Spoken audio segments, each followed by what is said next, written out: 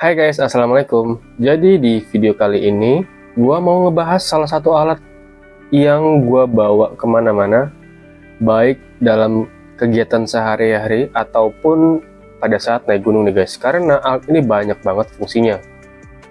Sebelum kita lanjut ke inti videonya, gue minta kalian untuk klik tombol subscribe dan nyalain lonceng notifikasinya ya. Oke guys, thank you.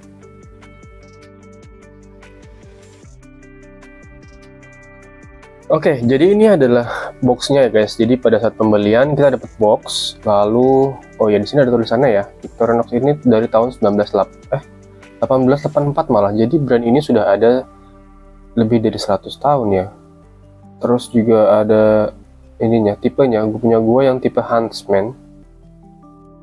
Nah, ini dia Swiss made tulisannya ya. Swiss made. Ya segitu. Jadi ini udah lama banget. Nah, di sini gue juga akan tunjukin bagaimana sih pemakaiannya selama bertahun-tahun, kurang lebih sekitar berarti 8 tahunan ya. Jadi ini kita buka aja. Ini barangnya, dan ini ada buku petunjuknya ya seperti biasa. Ini buku petunjuknya bahasa Inggris dan kertasnya sudah ini ya, udah agak pudar karena memang udah lama banget ini barangnya. Tapi ini awet banget sih. Sepadan dengan harganya. Nah, ini dia ada petunjuk-petunjuknya tuh. Nah, seperti itu guys. Mari kita singkirkan dulu. Oke, sekarang kita fokus ke barangnya itu sendiri ya. Kita mulai ukur dari timbangan dulu aja kali ya. Oke. Timbangannya di situ ada angkanya 0. Kita timbang. Beratnya nggak nyampe 100 gram, hanya 97 gram aja nih guys. Tapi ini bisa memuat sampai berapa belas fungsi ya barang ini.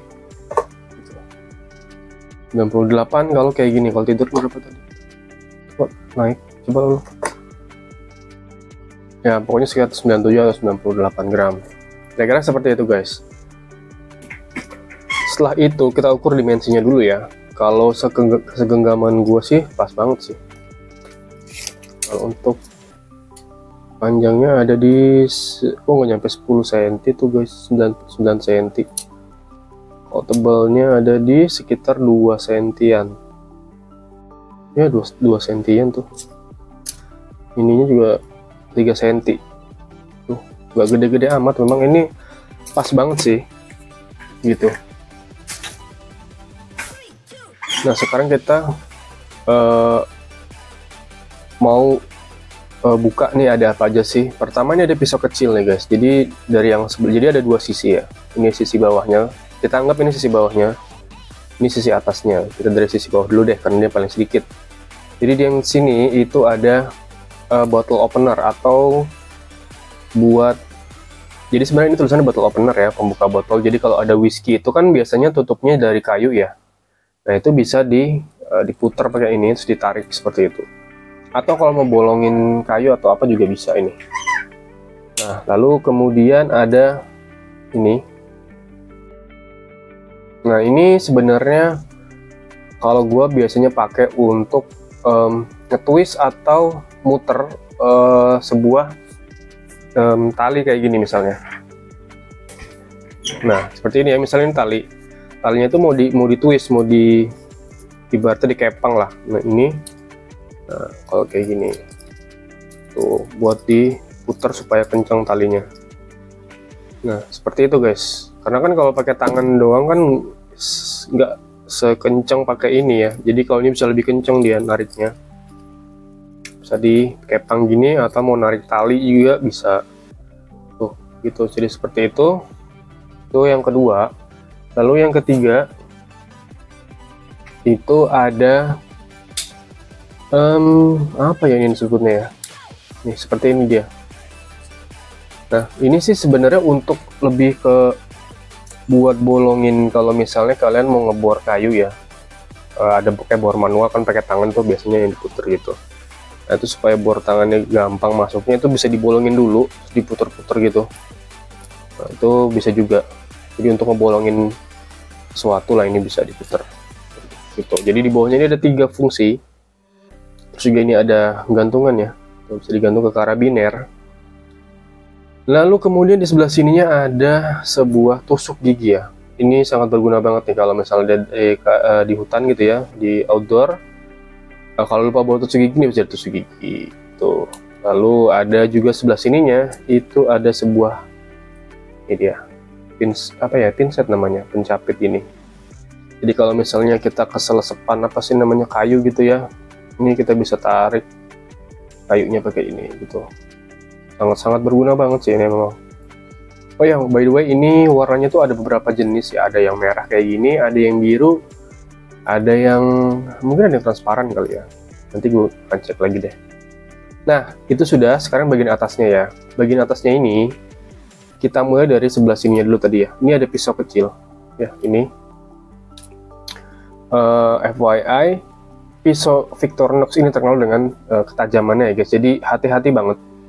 Jadi ini memang bukan untuk anak kecil ya, jadi hati-hati banget. Ini pisau itu tajam banget, Victorinox. Ini gue udah pakai sekitar 8 tahunan dan memang masih, aduh, masih tajam anjir.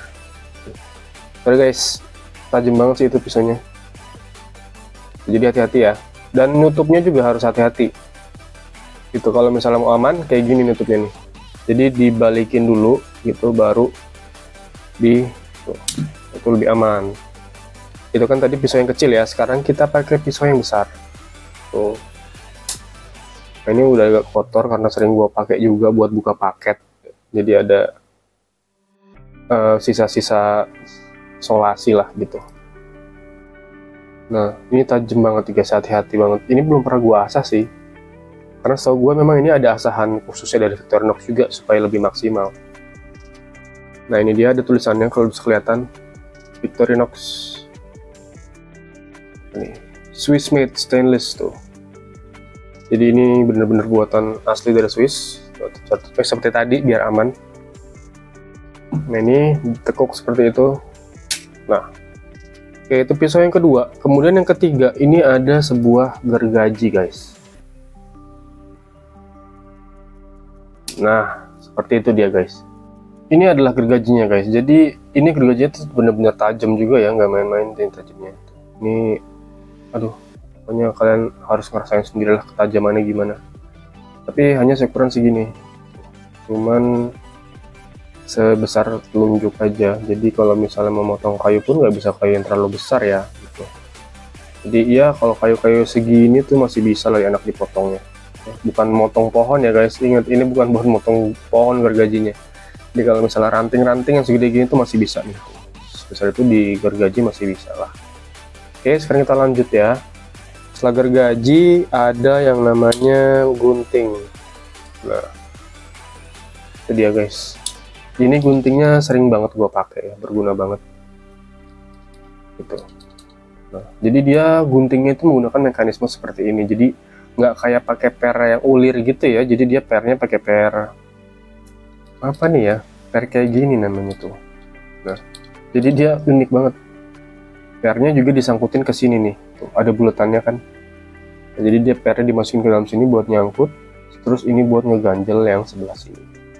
Jadi dia ada gaya pegasnya. Ini mantap sih, keren. Oke, sekarang kita lanjut. Nah, di sebelah sininya itu ada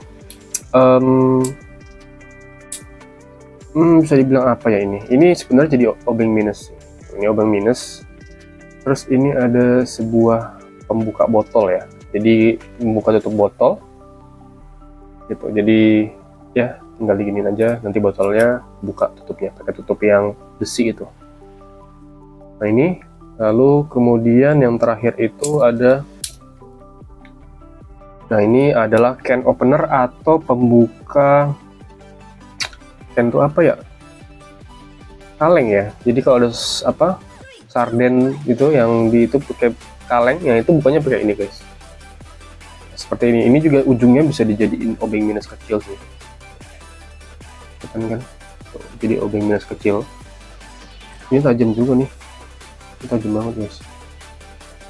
Nah, seperti itu guys kira-kira guys. Jadi ini ada totalnya ada satu yang kecil, pisau kecil, yang dua pisau gede, 3 gergaji, 4 gunting, 5 can opener, 6 ada buka botol, 2, 3, 4, 5, 6. Lalu kemudian ada 7, 8, 9, 10, 11. Jadi ada sekitar 11 fungsi ya guys, gitu. Tapi bukan berarti ini nggak punya kekurangan nih guys. Kalau misalkan kalian ini hanya bawa untuk ke atas gunung ya, untuk camping di atas gunung, ini sangat-sangat cukup banget. Bahkan gue sangat merekomendasikan kalian untuk punya ini. Seperti itu guys. Tapi kalau misalkan kalian untuk bushcrafting ya, yang membutuhkan buat mengasah atau nyerut kayu gitu untuk bahan bakar api gitu ya, untuk masak. Kayaknya kalau ini tidak tidak gue rekomendasikan, karena mengingat dari bentuknya hanya segede gini. Dan juga kalau misalkan dipakai untuk mengeraut kayu-kayu yang tebal-tebal gitu, nanti takutnya kan biasanya cuma segede gini ya. Jadi kalau misalkan kita mau ngeraut ini bisa aja, cuman karena pisaunya ukurannya sebesar ini, nanti pasti tangan kita akan tangan kita itu akan jadi cepet capek. Nah, kalau misalkan tangan kita udah capek, udah pegel, otomatis nanti gripnya akan longgar ya. Kalau udah longgar, nanti ditakutkan akan bisa copot, jadi ngelukain tangan, itu bahaya banget. Jadi gue tidak menyarankan untuk menggunakan ini sebagai bushcrafting ya. Kalau misalkan bushcrafting, itu ada lagi guys, pisaunya bentuknya beda. Bentar gue ambilin ya. Nah, jadi kalau untuk bushcrafting sih gue sangat menyarankan kalian untuk membeli atau memiliki pisau yang ukurannya seperti ini gitu. Jadi sekitar panjangnya itu ada di berapa senti ya ini? Nah, kita ukur dulu. Ini dengan bungkusnya ya, dengan tempatnya 20, hampir 30 cm guys, 27 ya. Sekarang coba kita ukur pisaunya aja.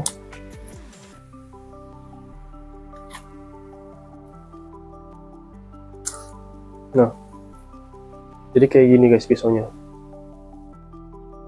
Tuh, ininya dia tebal.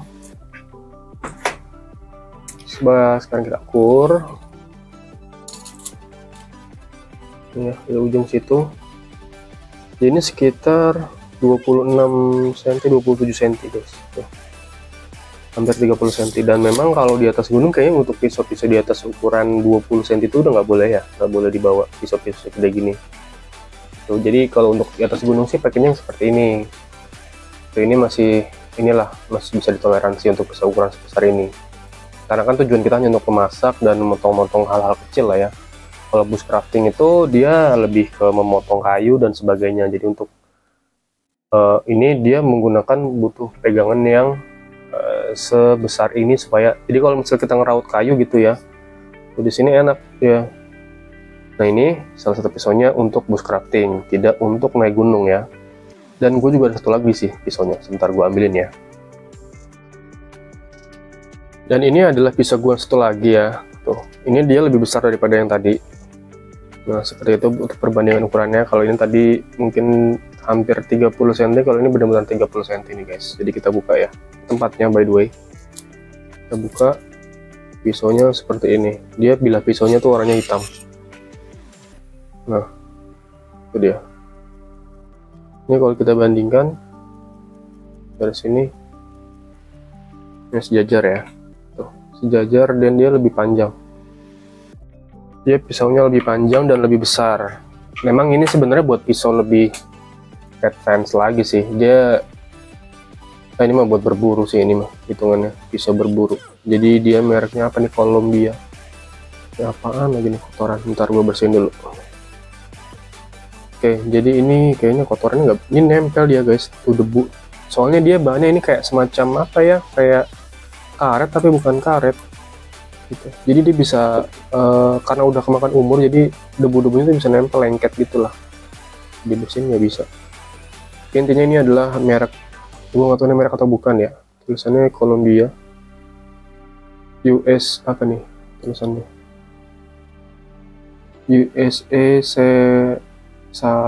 USA Sarker apalah itu. Terus di sini ada nomor serinya mungkin ya, gitu. Dia ada bagian tajamnya di sebelah sini, ini untuk gergaji bisa juga kayaknya nih. Sini ada bolongannya, dan ini bisa tajam juga. Ini udah gue asah. Gitu guys, kira-kira guys. Ini pegangannya jadi dia seperti ini tuh, kayak megang pedang. Tuh, jadi ini benar-benar buat berburu sih ini mah. Udah bukan buat bushcrafting lagi. Kalau ini buat bushcrafting, ini buat berburu. Ya, ini buat bushcrafting, dan ini buat yang naik gunung. Nah, kira-kira seperti itu guys untuk perbedaannya. Jadi kalau buat gua sih, ini adalah barang yang sangat penting banget diusahakan kita punya. Karena ini selain naik gunung juga untuk sehari-hari kita pasti butuh, karena pasti setidaknya kita butuh gunting lah, untuk gunting paket, atau mungkin untuk gunting lagi masak mie instan gitu ya. Ya, bukannya pakai ini tuh bisa. Oke guys, kira-kira seperti itu guys untuk review kali ini. Kalau mau diskusi silahkan di kolom komentar. Jangan lupa di like, di share, dan di subscribe. Oke, terima kasih guys. Thank you.